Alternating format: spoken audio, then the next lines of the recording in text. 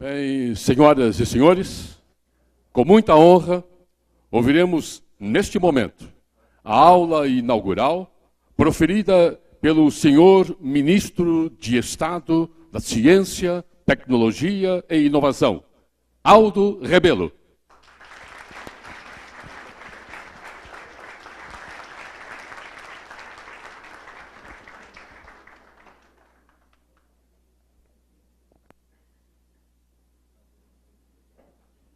Bom dia, senhoras e senhores, querido amigo, presidente do Sindicato dos Engenheiros do Estado de São Paulo, Murilo Celso Campos Pinheiro, minhas queridas alunas, meus queridos alunos, que já ensaiam os primeiros bocejos, porque de fato já teriam direito talvez ao segundo ou ao terceiro intervalo. A aula, porque não são 50 minutos, no meu tempo eram 50 minutos. Eles já teriam direito a uns 2 intervalos, viu, Murilo? Já estão cansados, mas não vai ser assim não, viu? Na aula mesmo vai ter intervalo. Queridos professores, integrantes aqui do corpo docente, do nosso curso de engenharia do EasyTech, prezado diretor-geral, professor Saulo Cristianan, parabéns pelo novo desafio, presidente do Conselho Federal de Engenharia e Agronomia, José Tadeu da Silva, nosso professor Francisco Curimori, presidente do Conselho Regional de Engenharia e Agronomia, querido companheiro, já saiu, Gilberto Natalini, nosso vereador, meu companheiro de longas jornadas de luta, querido professor e vereador Eliseu Gabriel, querido companheiro secretário Simão Pedro, também palmeirense, mas apesar disso é um homem muito modesto.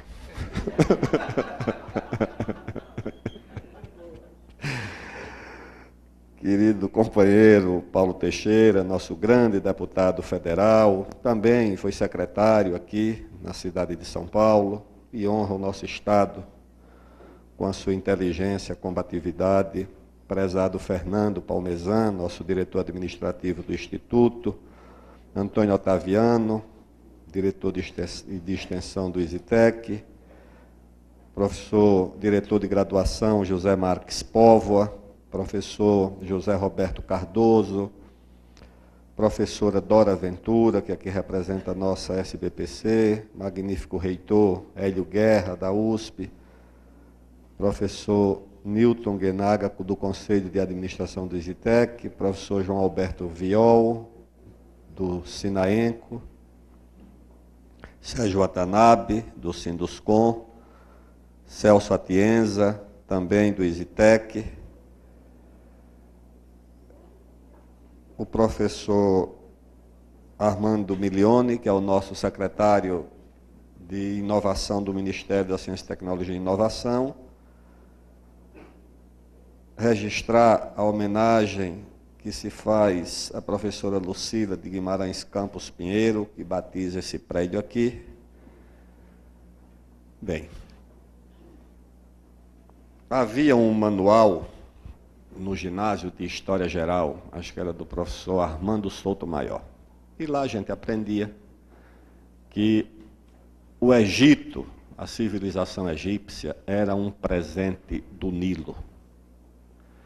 E depois nós fomos aprender que, na verdade, mais do que um presente do Nilo, a civilização egípcia era uma conquista da engenharia hidráulica, da capacidade de engenheiros egípcios de controlarem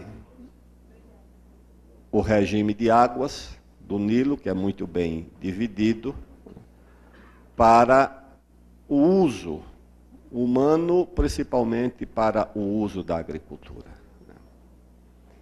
Então, a engenharia, na verdade, foi sendo construída no esforço humano de elevar o seu padrão de vida e de construção material da sociedade. A engenharia, portanto, está permanentemente associada à aventura humana pela sobrevivência e pela construção da sua existência. Nós, no Brasil, devemos à engenharia a base física do nosso país, a construção militar dos fortes que asseguraram no primeiro momento a presença do Império Colonial Português e depois a nós que herdamos essa base física colossal de 8,5 milhões de quilômetros quadrados e que foram alcançados, conquistados e consolidados graças à presença de muitos desses fortes que remanescem ainda no interior e no litoral do Brasil e que foram o resultado da inteligência e da construção da engenharia civil aplicada à defesa do território que os portugueses aqui ocuparam. Tanto que isso era importante, que os próprios portugueses criaram aqui no Brasil, em 1792, a nossa primeira escola de engenharia. Se chamava Academia Real de Artilharia, Edificações e Desenho, que nada mais é do que o que hoje se denomina de Instituto Militar de Engenharia. Embora a Escola Politécnica lá no Rio também se assuma como herdeira dessa instituição, que foi a primeira instituição de engenharia das Américas. Foi essa escola que os portugueses criaram como base do esforço de permanência no território, que é a contradição entre os países periféricos ou colonizados e os países imperiais no campo da tecnologia, é que para manter inclusive a sua influência colonial ou imperial, os países coloniais e imperiais precisam transferir alguma forma de conhecimento e de tecnologia para as suas colônias ou para as suas áreas de influência imperial. E o que aconteceu com Portugal foi isso. Tinha que garantir a presença num território muito vasto, de muito pouca densidade demográfica. Isso precisava da presença militar e dessas fortificações.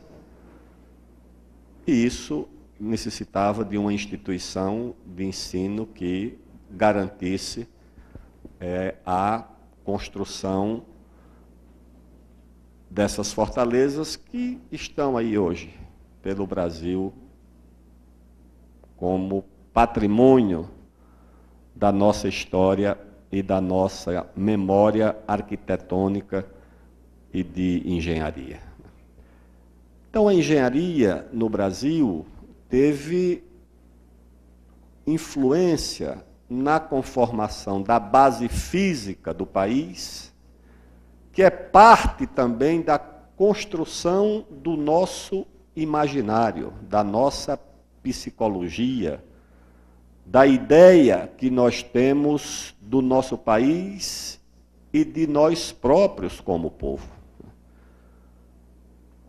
A base física influencia na formação do seu imaginário e na sua percepção de destino.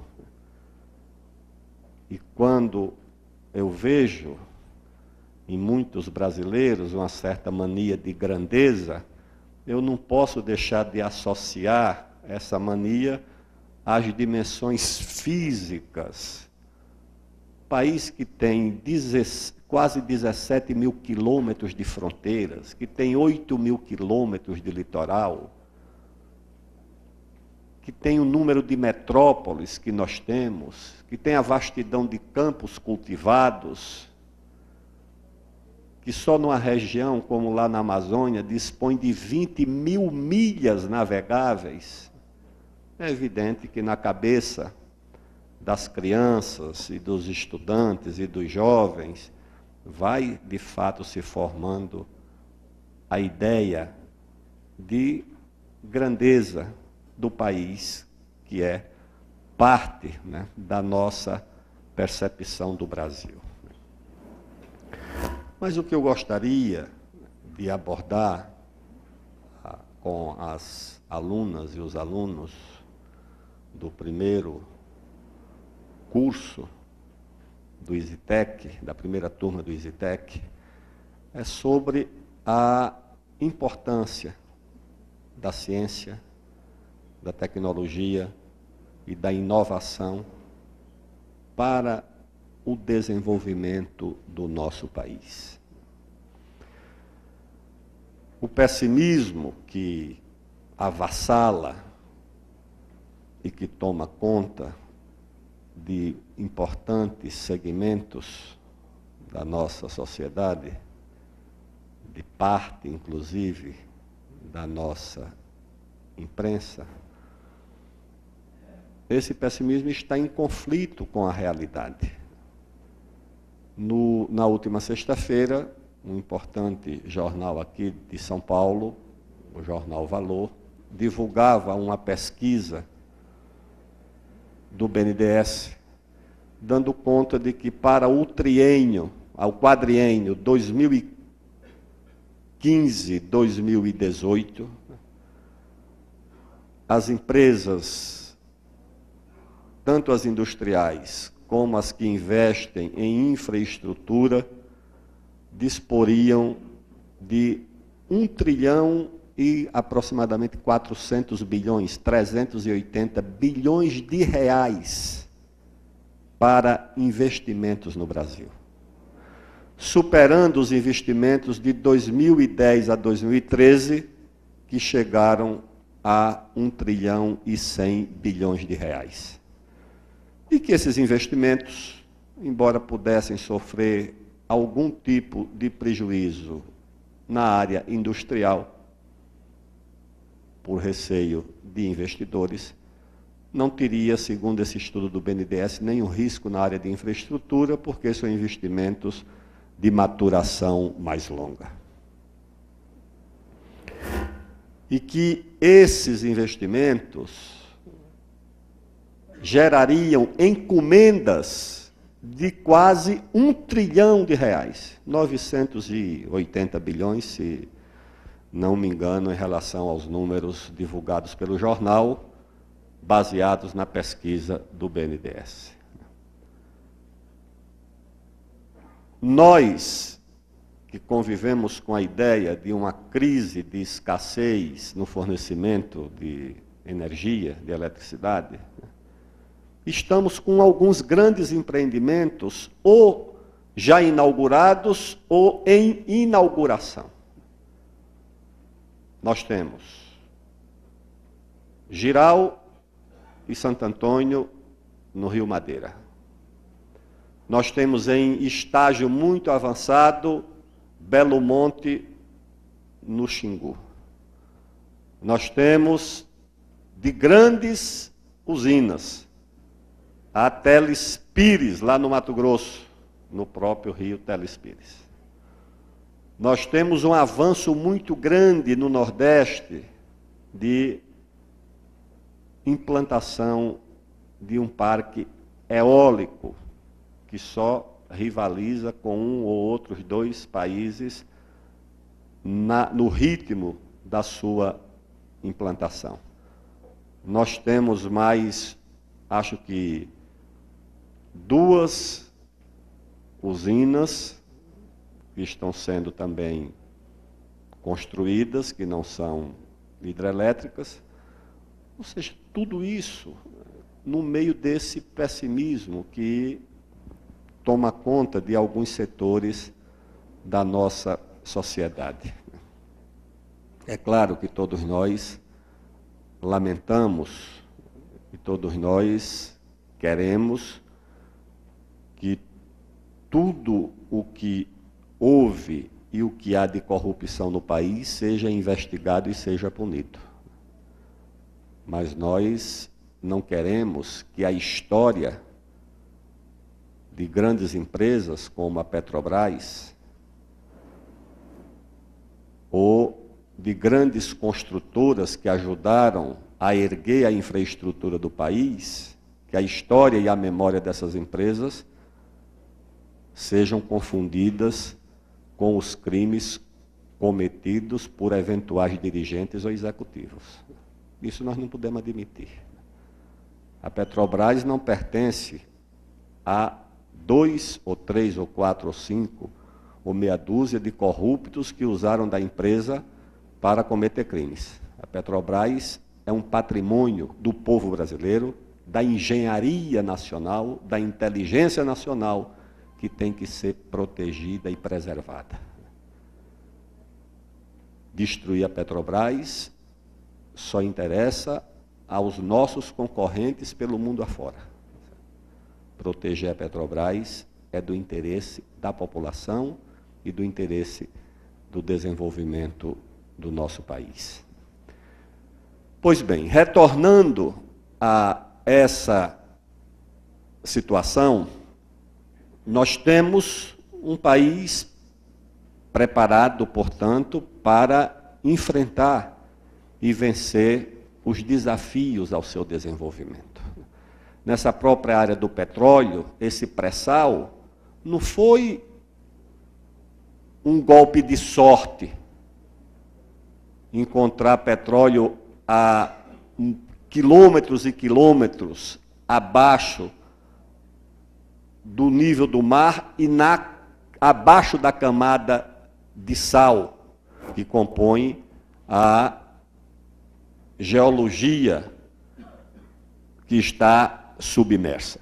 Foi a inteligência da engenharia que, examinando a formação geológica do petróleo, a formação do continente sul-americano e a sua separação do continente africano, que era possível, e depois de pesquisas, mais do que possível, provável, que existisse petróleo abaixo dessa profunda camada de sal, que é o petróleo do pré-sal. Foram anos de pesquisa e de apostas, premiadas inclusive internacionalmente, que levaram o Brasil a descobrir o petróleo do pré-sal e a começar a explorá-lo com sucesso. Então, foi também um êxito da nossa engenharia. Eu digo isso porque a escolha e a opção pelas carreiras muitas vezes obedecem às conjunturas econômicas vividas pelo país. Eu sou de um tempo em que vi e lamentei muitas meninas e meninos, promissoras e promissores engenheiros, Paulinho, abandonarem os cursos. Estava aqui, administração, jornalismo, direito, ofereciam mais oportunidade do que a engenharia. A ideia de que nós estávamos formando uma sociedade de bacharéis, e não uma sociedade que precisava ser construída com base na engenharia. E eu fiquei contente que isso foi mudando, e que há alguns anos recebi lá na minha casa para estudar a filha de uma irmã, e que ela terminou o 2º grau e foi escolher o curso. E a minha mulher, que é jornalista, disse: por que você não faz jornalismo? Eu também sou jornalista, mas disse: por que você não faz engenharia? E, com muito orgulho, participei recentemente da formatura dela em engenharia no final desse ano de 2014. Isso indica um novo momento no país, um momento de confiança, um momento de esperança. Porque, às vezes, eu me pergunto, o que é que leva um menino e uma menina ao espírito de sacrifício e de renúncia para enfrentar a sucessão de cálculos que o curso de engenharia exige, para enfrentar matérias complicadas, professores exigentes. Eu morava na residência universitária, lá em Alagoas, e o professor Cabuz reprovava 90% em resistência dos materiais. Nunca reprovou menos de 90% em resistência dos materiais. Na primeira, na segunda reprovava 50%. Era difícil encontrar alguém que tivesse passado, muito difícil, na primeira vez com o professor Cabuz. A média era passar na terceira. E eu via o esforço lá dos meus colegas de residência, né, para enfrentar essas matérias. E um dia nós fizemos uma greve para tirar o Cabuz. Durante o governo militar, fomos lá, enfrentamos o reitor, paramos tudo e fomos lá. O reitor disse: olha, vocês têm poder para fazer greve, agora poder para mudar um concurso alcançado pelo professor Cabuz, nem eu tenho, nem vocês têm. Ele é professor porque ele fez concurso. Não tem como tirar o professor Cabuz. Mas até que a greve prosseguiu, recebeu a solidariedade de todo mundo, e o professor, o reitor da universidade, promoveu o professor Cabuz. Deu ao professor Cabuz lá a diretoria de um centro, alguma coisa, e o professor Cabuz saiu assim. Passaram-se mais de 30 anos. O ano passado, eu estava lá, em Alagoas, conversando com amigos contemporâneos de universidade, e um deles, engenheiro formado e bem-sucedido, engenheiro civil, depois de tomar umas 2 ou 3 doses de uma cachaçinha, ele disse: Aldo, deixa eu te confessar uma coisa. Pois não, o que é? Eu quero te dizer o seguinte: sabe por que é que eu sou engenheiro? Não, engenheiro, você se formou em engenharia, você estudou? Eu disse: não, eu sou engenheiro por causa do professor Cabuz. Eu digo: mas como assim? Ele diz: ninguém é engenheiro civil sem resistência dos materiais. Tem como. E eu fui obrigado a aprender resistência dos materiais pelo professor Cabuz. Nunca tive coragem de te dizer isso por causa da greve, mas agora eu estou te dizendo. Então, o que é que leva, portanto, e o que ele dizia era isso: o senhor vai passar aqui pelas minhas mãos, não vai chegar aí fora ignorante e dizer que estudou comigo. O senhor só vai dizer se estudou comigo se passar na minha disciplina. Era essa a filosofia dele. Mas eu me pergunto isso: o que é que leva, portanto, o jovem? Porque antes de passar no vestibular, você tinha, no meu tempo, você tinha que passar no exame de admissão. Não tinha ginásio para todo mundo. Você tinha o curso primário, e depois você entrava no funil, que era um vestibular, para chegar ao ginásio. E depois você se preparava para o vestibular. Então já vinha no esforço anterior. O que era que levava essa juventude a esse espírito de sacrifício e de renúncia, para estudar? O menino queria estar na festa, né? Queria estar se divertindo, jogando bola, nadando, correndo. Eu acho que o menino gosta mais disso do que de estudar. E estudava por quê? Porque existia um espírito de responsabilidade, um compromisso com ele próprio, com a família, com os professores, com o país. Mas acho que o que pesava mesmo era a esperança. A esperança de que aquele esforço teria uma cesta de recompensas, que não era só a recompensa material, vou ter uma boa profissão, vou ter um bom emprego, vou ter uma boa vida.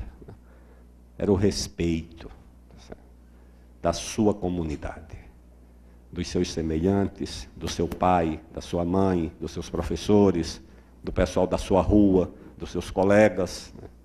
Isso era uma coisa importante.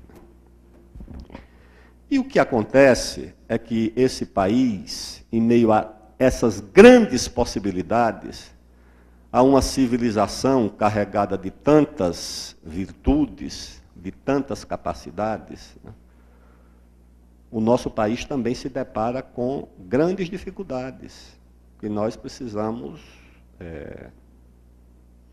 levar em conta, ter consciência para superá-las. Quando os pessimistas diziam que nós não íamos organizar a Copa do Mundo, que ia ser um fracasso, eu dizia que nós não íamos fracassar na Copa do Mundo porque nós já fizéramos coisas mais importantes e mais difíceis do que Copa do Mundo. Difícil foi construir o país, fazer a 7ª economia do planeta na periferia do sistema capitalista. Porque nós não estamos na América do Norte, Canadá, Estados Unidos, nós não estamos na Europa, nem estamos na Ásia. Do ponto de vista do capitalismo, a América do Sul está na periferia. E nós temos aqui a 7ª economia do mundo.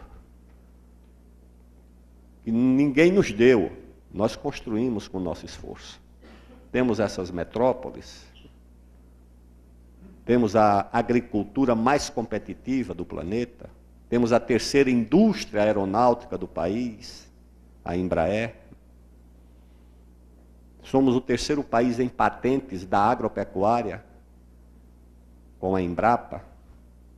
Então nós temos coisas muito importantes que nós fizemos.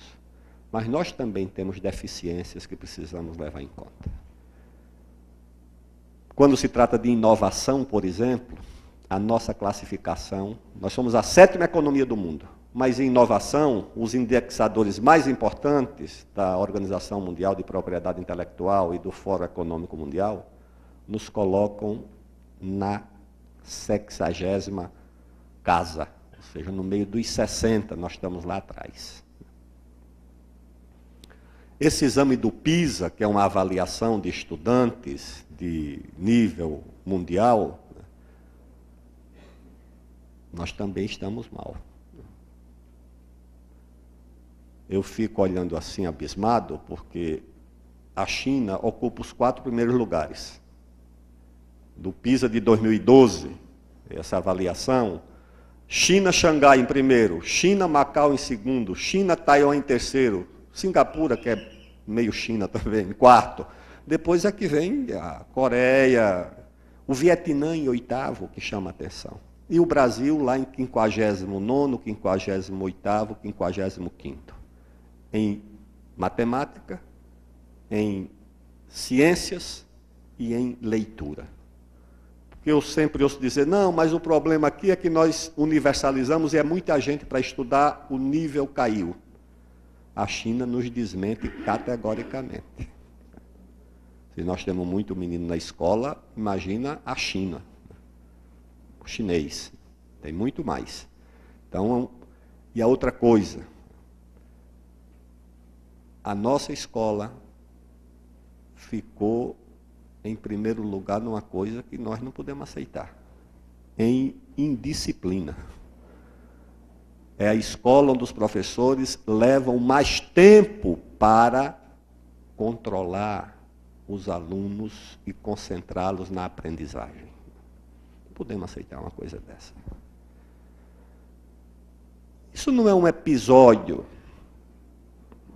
assim, da nossa história.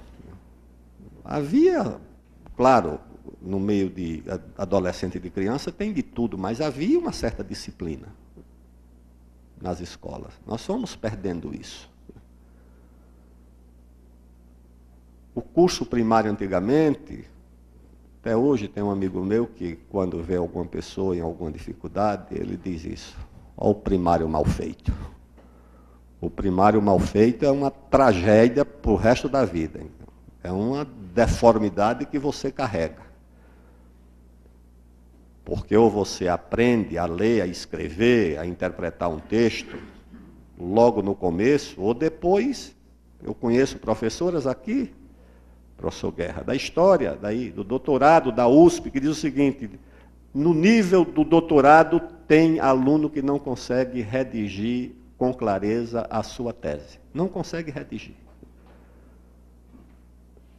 Tem alunos bons, excepcionais em física, que se atrapalham na leitura do cabeçalho da prova, do quesito. Não consegue entender o que é que o professor está pedindo. Porque se você não tem um bom nível de leitura, é difícil você entender o resto. Você não vai ser um bom aluno em mais nada. Você não lê direito, como é que você vai entender história, geografia? Como é que você vai entender e interpretar os próprios textos de física, de química? Então, esse é um desafio nosso, melhorar a qualidade do ensino. Porque isso vai condicionar todo o futuro da atividade científica, da atividade tecnológica e da atividade de inovação. E nós, quando pegamos as contas do Brasil, a de 2014, há uma conta chamada de transações correntes, que é uma parte do nosso balanço de pagamentos. Essa conta de transações correntes está dividida em 3 partes. A primeira é a balança comercial, que você comprou e vendeu de mercadorias. A segunda é de serviços e rendas. E a terceira são as chamadas transferências unilaterais, as transferências que o cidadão faz de um país para o outro sem contrapartida. O brasileiro que está lá fora manda para aqui, os estrangeiros que estão aqui mandam para fora. A chave da nossa tragédia está no segundo item. No primeiro já está em parte, na chamada balança comercial, porque a nossa balança sempre era superavitária, o ano passado foi deficitária, porque o preço das commodities, ou seja, de produtos baseado mais em recursos minerais e mão de obra, isso oscila muito. É o que são as mercadorias chamadas de baixo valor agregado. Aí é soja, é milho, é carne de frango, suíno, bovina, ferro. O ferro caiu quase 50% no ano passado. Em dezembro de 2013, nós exportamos metade do ferro de dezembro de 2014 e fizemos quase que o dobro do dinheiro, porque o valor estava lá em cima. O que é que fica mais caro? São as chamadas mercadorias de alto valor agregado. O Ministério da Ciência, o MIDIC, do Desenvolvimento, Indústria e Comércio Exterior, qualifica as nossas exportações industriais de alta tecnologia, de média alta tecnologia, de média baixa tecnologia e de baixa tecnologia. O que tem acontecido é uma coisa horrorosa. É que nós temos reduzido bastante a exportação das mercadorias de alta tecnologia e vai subindo as de baixa tecnologia, que vai se juntando com as exportações de commodities. Quando a gente vê essa insatisfação de uma parte da classe média, no Brasil inteiro, principalmente nas áreas mais industriais, é que nos últimos 10 ou 12 ou 13 anos, aconteceu uma coisa também que nós precisamos nos preocupar.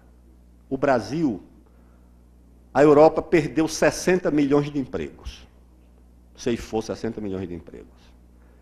O Brasil foi na contramão. O Brasil criou 20 milhões de empregos de 2000 2003 a 2013. 20 milhões de empregos. Agora de até 2 salários mínimos. E o Brasil perdeu 4 milhões de empregos de mais de 2 salários mínimos. Ficamos com um saldo de 16 milhões de empregos, do que é um feito na conjuntura mundial de desemprego. O Brasil criou emprego, mas o Brasil criou emprego 96% de até 1,5 salários mínimos. Uns 3% de até 2 e perdemos empregos de mais de 2 salários mínimos. Nós perdemos o emprego industrial. E o que é a classe média urbana? A classe média urbana é um fenômeno da indústria. Ela é o produto da indústria. A classe média urbana, clássica, é um fenômeno da industrialização. São os técnicos, engenheiros, advogados, administradores, todo o sistema de emprego criado pela indústria. E como nós estamos num processo de perda de substância da nossa capacidade industrial, naturalmente, de forma até intuitiva, essa parcela da classe média percebe isso. E reage naturalmente de todas as formas, e nós precisamos levar isso em conta. Não podemos desconhecer. Nós temos que nos apoiar nas qualidades, nas potencialidades, nas virtudes do Brasil, que são imensas, mas nós temos que ter consciência das nossas deficiências para poder enfrentá-las. Não podemos, como eu dizia na Copa, um evento dessa magnitude, um desafio desse tamanho, tem uma dupla serventia. Primeiro, serve para nós, sem falsa modéstia, mostrarmos que nós somos bons e que tiramos isso de letra. Vamos fazer Copa do Mundo porque já fizemos coisa mais importante e mais difícil. Mas é também um momento para você testar as suas deficiências e superá-las. Como em tudo na vida. Nos desafios das nações, nos desafios coletivos, são como nos desafios individuais. Vai se preparar para o vestibular, tudo bem. Onde é que eu estou bem? Não, estou bem aqui em português e matemática. Mas eu posso melhorar? Posso. Posso sair de um 8 para chegar no 9? Posso. Então vou melhorar aqui. Eu já sou bom, mas vou melhorar. E onde é que eu estou mal? Eu estou mal em geografia. Estou aqui no 5, então vou melhorar para chegar no 7, no 8. Esse é o desafio das pessoas e o desafio coletivo, das nações e dos povos. O nosso desafio, se nós queremos melhorar a produtividade do trabalho, a competitividade do Brasil, nós temos que inovar. Sem inovar não significa somente descobrir uma nova máquina, um novo equipamento, inovar em gestão, inovar em marketing, inovar em infraestrutura, em logística. Em tudo nós temos que inovar. Porque senão nós pagamos, toda nação paga um preço alto por isso. Em 1793, no finzinho do século XVIII, a maior potência econômica do mundo era a China. A Inglaterra vinha ali, baseada numa grande invenção, que era a máquina a vapor, o tear a vapor, criou uma potente indústria têxtil, uma poderosa marinha. E a China, um grande mercado consumidor, o rei George III chamou lá um dos lords, Macartney, organizou uma expedição de mais de 100 pessoas e foi à China oferecer os produtos da Revolução Industrial Inglesa. Os chineses trataram bem os ingleses, ofereceram os melhores banquetes que podiam, mas disseram, nós não precisamos disso aqui. Tudo isso que vocês fazem, nós também fazemos e fazemos melhor. E faziam. Os tecidos chineses eram muito melhores do que os ingleses. Mas os tiares manuais. Os ingleses agradeceram, voltaram, e no começo do século XIX, voltaram. Não com uma missão diplomática. Voltaram com a marinha, ocuparam os portos chineses, e o último deles, sabe quando foi devolvido? Foi devolvido em 1997. Ou seja, uma inovação deu à Inglaterra a supremacia no mundo, tirou o país que era a primeira economia, que era a China, e submeteu a China a um século de humilhações, com base numa inovação. Ciência, todos nós conhecemos. O alemão lá que criou a equação lá da energia, igual a massa vezes o quadrado da velocidade da luz. Criou aquela equação por ali, foi uma grande novidade, mas ali estava embutida uma múltipla possibilidade de uso daquela equação. Com partícula muito pequena de matéria, pode se transformar numa quantidade colossal de energia. Pois bem, como é que os americanos usaram isso? No Japão. 2 bombas atômicas, uma sobre Hiroshima e outra sobre Nagasaki. O resultado disso é que, até hoje, no arquipélago japonês, estão lá estacionadas as armas nucleares dos Estados Unidos com as suas bases militares. Até hoje. Então, ciência e tecnologia e inovação são elementos decisivos na vida das pessoas e no destino das nações. Aqui no Brasil, uma rainha de Portugal achou que os tiares e a indústria têxtil nascente na segunda metade do século XVIII estava atrapalhando a agricultura, estava tirando mão de obra da agricultura para ir trabalhar em indústria têxtil. Ela fez não é que chamava auto, não, um alvará, e mandou arrancar tudo. Chegava lá a polícia e arrancava esses alvarás, e arrancava esses tiares, porque o país não podia se industrializar. Quem podia se industrializar era a Inglaterra. Em 1809, quando chegou ao Brasil, aí o Dom João VI, que queria transformar o Brasil em sede do Reino Unido, fez a primeira lei de patentes do Brasil. Primeira lei de proteção da propriedade intelectual. O Brasil foi o 4º do mundo, depois da Inglaterra, da França e dos Estados Unidos, o 4º país do mundo a ter uma lei de incentivo e de proteção da propriedade intelectual foi o Brasil. E por que o Dom João VI fez isso? Revogou o alvará da mãe, da Dona Maria, proibindo os tiares, revogou, porque ele tinha a ideia de construir um país e não de permanecer o Brasil como colônia. Daí o incentivo à inovação. Propriedade intelectual, ele dava nesse alvará por 14 anos. Quem tivesse um invento para favorecer a indústria, o progresso do Brasil, durante 14 anos recebia uma remuneração do governo. Porque ele estava pensando em construir aqui um país. E, aliás, ele fez esse alvará exclusivo para o Brasil. A lei de propriedade intelectual e de incentivo não valia para Portugal, só valia para o Brasil, porque ele queria que aqui fosse a sede do Reino Unido. Então, se nós tomarmos como desafio manter o Brasil entre as 10 maiores potências econômicas do mundo,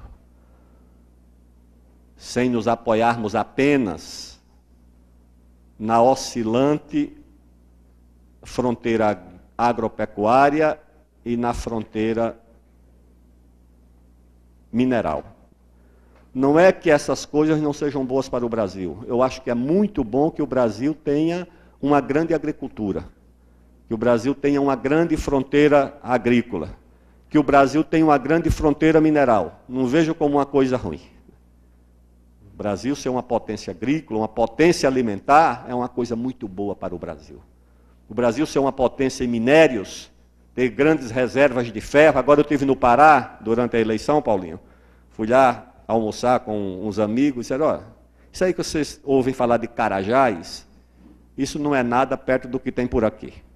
Nós temos um pré-sal de ferro aqui nessa região do Pará. Eu acho que é uma coisa boa. Nós sermos o terceiro país do mundo em patentes agropecuárias é muito bom. Agora, é muito ruim o declínio na nossa produção industrial. E é muito pior o nosso declínio na produção industrial de mercadorias de alta tecnologia. E esse é exatamente o desafio que vocês esperam de vocês mesmo, que as famílias esperam de vocês, que a comunidade espera de vocês e que o Brasil espera de vocês. Nós, nessa área de ciência e tecnologia, vamos cada vez mais especializando as pessoas, e a especialização muitas vezes distancia as pessoas do compromisso com os seus semelhantes e com a sua comunidade e com o seu país. Não tenhamos ilusão. A fase do pertencimento e dos estados nacionais, ela ainda vai permanecer por muito tempo. Ai, como diria Breno Gaulês, dos vencidos e dos fracos. Certo. O mundo não tem complacência quando você é frágil. Então nós precisamos ser um país forte, nós precisamos de ciência, de tecnologia e de inovação para ter soberania científica, para ter soberania tecnológica, para ter soberania em inovação. Nós não podemos ser uma colônia científica, nós não podemos ser uma colônia tecnológica, nós não podemos ser uma colônia de inovação alheia. Nós precisamos de ciência, tecnologia e inovação para elevar o padrão de vida material e espiritual do nosso povo. Porque quando você eleva o padrão de vida, eleva o bem-estar material da população, você também eleva a sensação de conforto, eleva a sensação de bem-estar espiritual. Nós precisamos, num país tão desigual como o nosso, tão carregado de desequilíbrios, responder às necessidades de inovação do nosso programa espacial, construir o nosso veículo lançador de satélite, o nosso foguete com os nossos satélites. Precisamos atualizar e manter no estado da arte mais elevado o nosso programa nuclear para fins pacíficos, civis e medicinais. Nós precisamos fortalecer o nosso programa de defesa cibernética para proteger a nossa fronteira, proteger o nosso patrimônio, proteger o nosso sistema financeiro, proteger as nossas indústrias, proteger os segredos de Estado, proteger a privacidade dos cidadãos. Nós precisamos de defesa cibernética. Em 2005, os israelenses e os americanos criaram um verme cibernético e infiltraram nas centrífugas iranianas e arrebentaram com o programa nuclear iraniano via uma infiltração é mais do que um vírus, uma coisa mais sofisticada. E deram início, o primeiro passo da guerra digital foi esse aí. Nós, de vez em quando, temos os sítios, os portais do governo, inclusive, violados, invadidos.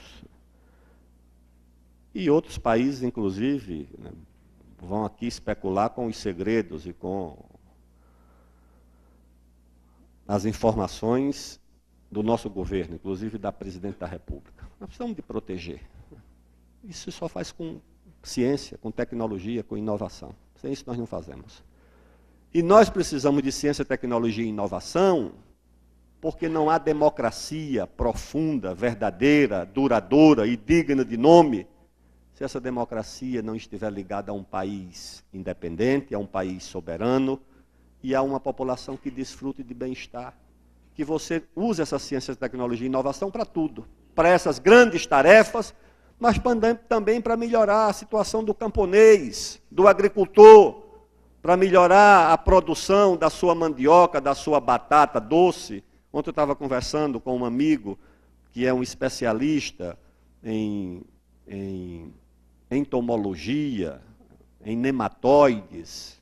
Eu digo, me diga uma coisa, vocês descobrem tudo aí para soja, para não sei o quê, e para batata doce, para o inhame. Tem um nematóide que ataca o inhame lá no Nordeste, chamado de casca preta. Há décadas que arruína os pequenos agricultores. Precisa da nossa ciência produzir uma coisa para resolver isso também. Os grandes desafios dos grandes empreendimentos agrícolas, industriais, mas também o dos pequenos agricultores, dos pequenos empreendedores. Que vocês sejam felizes, que não precisem do professor Cabuz para estudar bastante, tá certo? Estudem por conta própria, tá certo? E que tenham um curso à altura do que vocês imaginam, do que vocês sonham, e que possam desfrutar, depois de formados, de um país mais desenvolvido, mais justo, com mais oportunidades de emprego, de alta tecnologia, e que possa oferecer a vocês oportunidades profissionais, que hoje nem sempre podemos oferecer a todos. Parabéns, Murilo, pela sua persistência, pela sua capacidade de sonhar como brasileiro, não apenas como engenheiro. Parabéns ao sindicato e parabéns ao Brasil. Muito obrigado.